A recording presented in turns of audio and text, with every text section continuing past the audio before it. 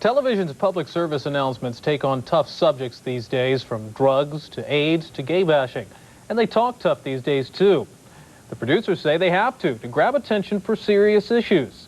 CNN's Ann McDermott reports. Remember Susan Spotless? Daddy, you forgot.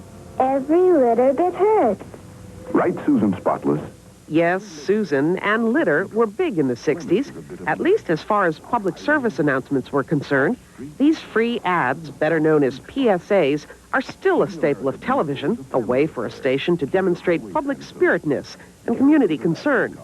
But Miss Spotless is long gone, and litter is not much of a PSA concern anymore, not when there's problems like drug use.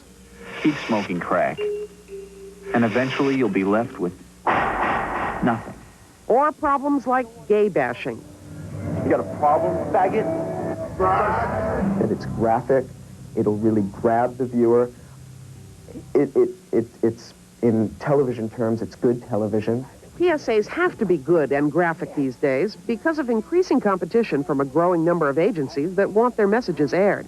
Of course, good and graphic doesn't come cheap, so some PSAs find corporate sponsorship to foot the bill for special effects. Would you give a cigarette to your unborn child? In the old days, they didn't rely on special effects. They relied on celebrities. Hi, I'm Janet Lee.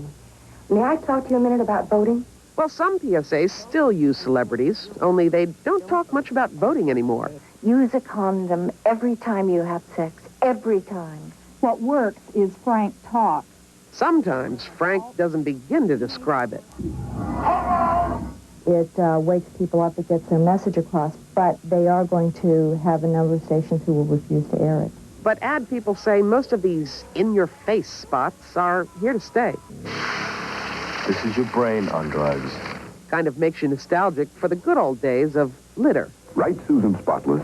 Ann McDermott, CNN, Los Angeles.